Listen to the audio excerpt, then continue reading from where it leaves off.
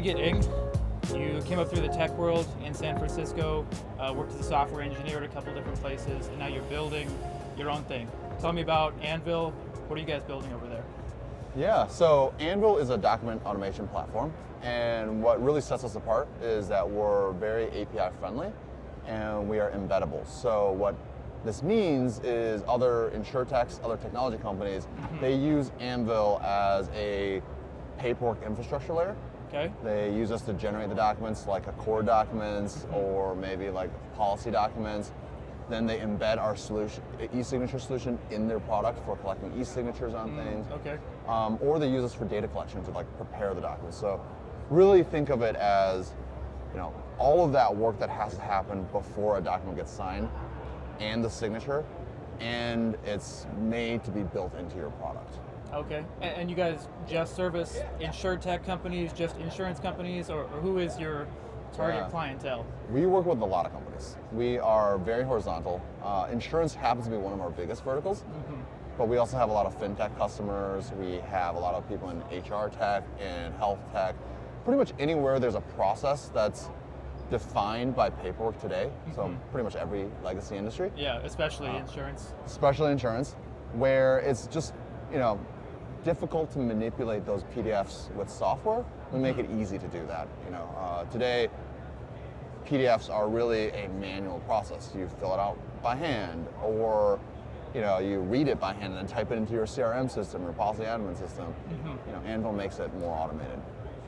And you haven't worked in insurance before Anvil, right? I wouldn't say I work in insurance now either. Yeah. I haven't worked in insurance. We were very lucky. One of our first customers was Vouch Insurance, and they really kind of taught us about the insurance industry, and then kind of expanded from there, to other insurance providers. So they were your first customer, the very first? They were not our very first customer, but they were one of our first. One of the early ones. Yeah, one of the early ones. So they helped define the niche of, hey, it seems like insurance, these other legacy industries really have a need for automating their paperwork processes. Yeah.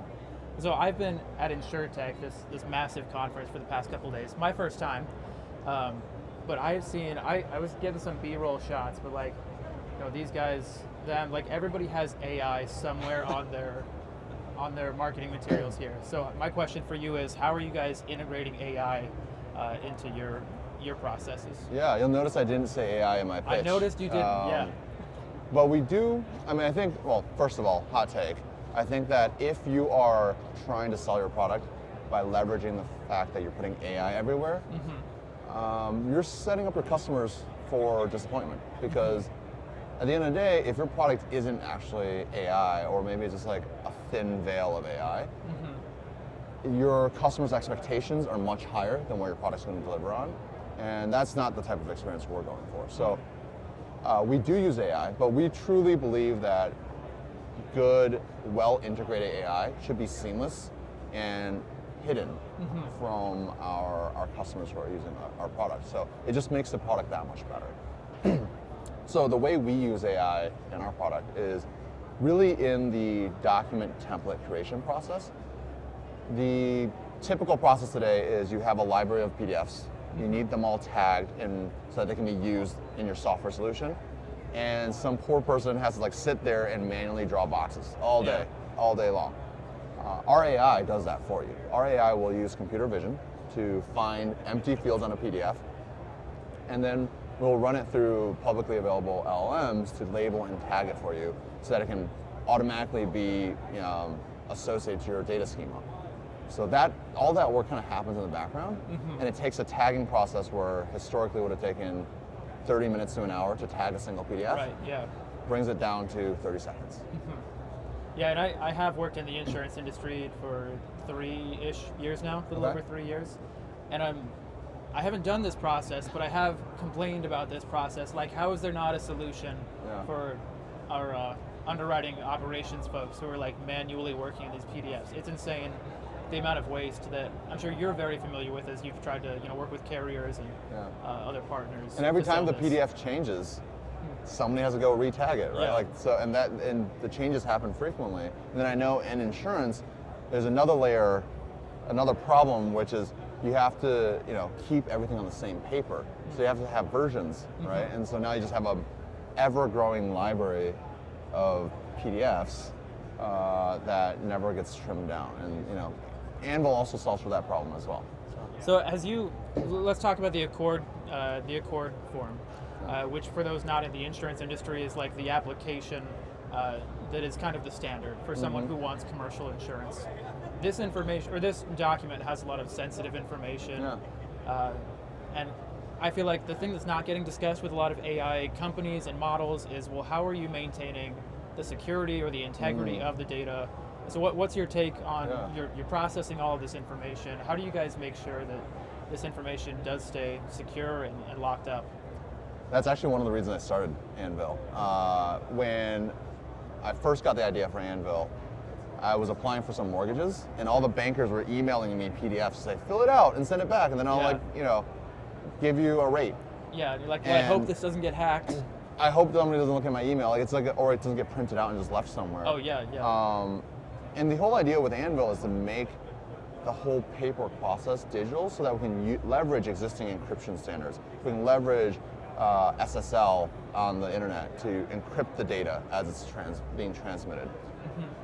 You make a good point about AI and sending. I think there's a lot of concern around sending data to AI models, and are these foundational models like OpenAI and Anthropic saving that data, using that data for something else, right?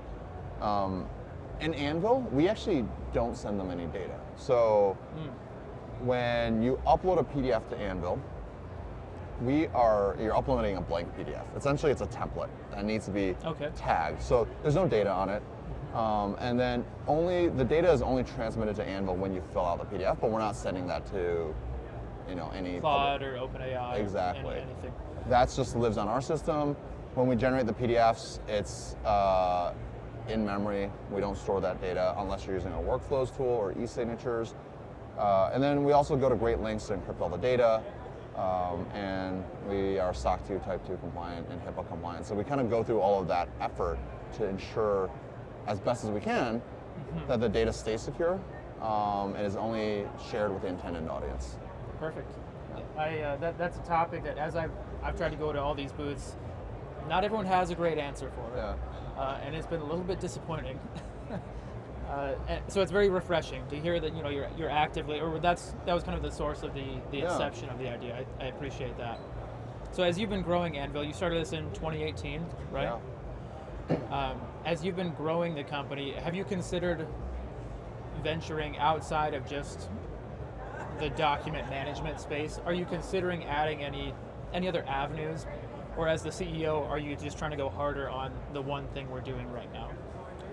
Like expanding the product space? Yeah. Are you considering adding not just new features, but totally different products alongside it? What's your thoughts on growing the company, just continuing down the avenue you're going, or considering other business opportunities? So Anvil is actually composed of 3 products today. We have our document template library that makes it easy to generate PDFs over API. We have our e-signature solution, which is you can think of it as a direct competitor to existing e-signature solutions, but also built for developers to integrate into their products, so it's seamless. And then we have our workflow tool, which is, think of it as TurboTax any kind of paperwork. You can turn it into an online form that's dynamic and validates all the data, and then it selects the correct PDFs to be filled out. I think over time, what we're trying to build isn't a PDF company. We're not trying to build a paperwork company. We're trying to build a data company. Because if you think about what the PDFs are used for today, it's for data transfer. Somebody puts data onto a PDF, sends it off to somebody, and then somebody reads the data and then puts it into another system. That's pretty inefficient. So how do we become that data layer that sits on top of the web that now allows company A or person XYZ to share data with company B in a way that is seamless without having to leverage this PDF artifact? Yeah. So I think there's a lot of thinking around that. How do we create a normalized data schema for the internet? How do we make data transfer between organizations, between companies, more seamless, which means commerce can be more seamless, which means information transfer is more seamless. So that's where we're thinking in terms of where we'd like to go. And so in that sense, you know, Anvil can also become more like a standards company. You know, Adobe is kind of like a standards company when it comes to PDFs, right? Yeah, I was just thinking, like, I don't know how many times somebody has wanted to make an edit, you know, in a PDF, but they didn't have the next highest tier of Adobe Acrobat. It's like, oh, well, I can't do that then. Right. And it just sucks to be on this platform. They're like, oh, unless you pay me another $20 a month, then you can't move. You want to draw a line? That's $30. Yeah. Yeah, so many times. So you're thinking long-term, Anvil may be part of the standardization of how PDFs are accessed. Or how PDFs are going away, you know? Like Even maybe better. the new version of what's next beyond PDFs, right? That's where we're thinking. And then I think in terms of like product space, there's a lot of interesting things we can do with agentic AI. I think one thing that I've been thinking about a lot is a lot of organizations have these landing pages with a ton of PDFs on their website, and you know, you as a consumer, you go to the page and it's like, I want to file a claim, and then you like click around and try to figure out which PDF to fill out. Imagine if that experience were as simple as asking a chatbot, hey, I need to file a claim. I'm logged in, you already have all my information. Can you tell me which PDF to fill out? But even better would be the agent just goes and grabs a PDF, fills it out with the data, and says, does this look right? Do you need to fix anything? And then, you know, you can submit it to the insurance carrier for a claim. That's, you know, Anvil has all of the infrastructure underneath that, and then how do we build the agent layer on top of that? And that's kind of like the question I have today. So that makes me think, like, what bottlenecks are you guys facing right now? Like, if you have this idea of a concept, what's stopping you from building it right now? Nothing. No? And we just got to go build it. I think, you know, there's always, you know, as with any company, there's always resourcing and priorities. But beyond that, there's not really anything stopping us from trying it out, trying to build it out. Yeah. So how big is your team then? We're just under 10, so we're pretty lean. But we work with some really, really big companies here. Yeah. And so I'm not in the tech space in San Francisco. My mom, who watches every episode, is also not in the tech space in San Francisco. Hi, Mom. My mom watches every episode too. I appreciate that. Yeah. So for those not in the space, like, is that typical for a startup of your tenure, I guess 7 years in, under 10 employees? I think that if you just consume the media, there's a lot of what the media likes to say is like talk about is the big blowout companies, right? I think what's more common is that businesses end up bopping along and they eventually figure out what they need to do, or they close shop. Right? So I don't think very many people talk about the darker side of startup land, right? I do think that there is a trend towards smaller teams in technology companies today. I've talked to a couple founders and a couple like engineering leaders where they've just realized that with AI augmentation, especially in product development, you can run a much leaner team and still deliver product at the same pace.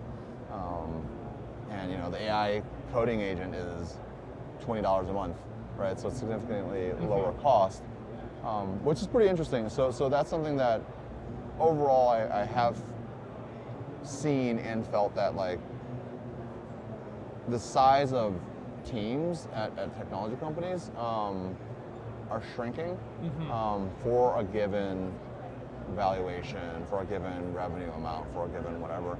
It is shrinking. Yeah. So with your pretty lean team, even still, 7 years in, I've found from a lot of the founders that I've interviewed, there's often a technical co-founder and a marketing or sales co-founder who has that sort of background. Which background do you have? Because you are a former software engineer, but then do you have the salesy co-founder who's out there, slinging Anvil's name to every carrier?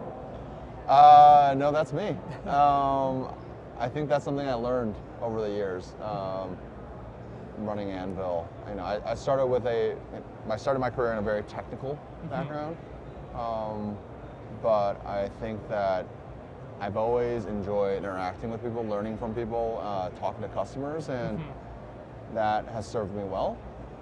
And having that technical background means when, a lot of our customers, the person that buys Anvil is a technical person.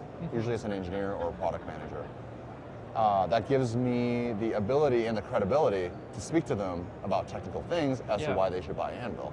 So that actually helps in my sales process. Do you feel like it's been a drawback at all to not have someone else doing taking the sales calls for you, or do you have any sales operations people? We don't have any sales operations people. I have a really, really good kind of partner in crime. She's like my chief of staff operations person, and she helps me close a lot of deals, and she does a lot of the customer success. What we found, we have had salespeople on our team before. What we found is that engineers and product managers just don't want to talk to a salesperson. They want to talk to somebody who can get on their level from a technical perspective. They want to ask the technical questions. And so the process just moves faster when you put somebody who is technical in front of them. Yeah. Well, I think that's awesome. I'm not the technical engineer or product manager. Yeah. I have worked in product management, but not that technical. I took a Python class in college, 8 years ago. So that's my level there. But I'm sure that those who speak the language appreciate somebody who can also speak that language. So if people want to reach out to you, hear more about Anvil, where can they do that? What's the best way to hear more about Anvil or hear more from you? We do have a podcast. It's called the Build vs. Buy podcast. Okay. It's on YouTube, Spotify. Definitely check it out. Some really, really interesting leaders that I've spoken to on that podcast, including the former CTO of Plaid, who was my direct manager at one point. So I was fortunate. The current chief product officer of Dialpad. So definitely check us out there. You can check out useanvil.com if you're looking to automate any of your document workflows. And then definitely reach out to me directly. My email, mng@useanvil.com. That'll hit my inbox. So I've opened up the floodgates.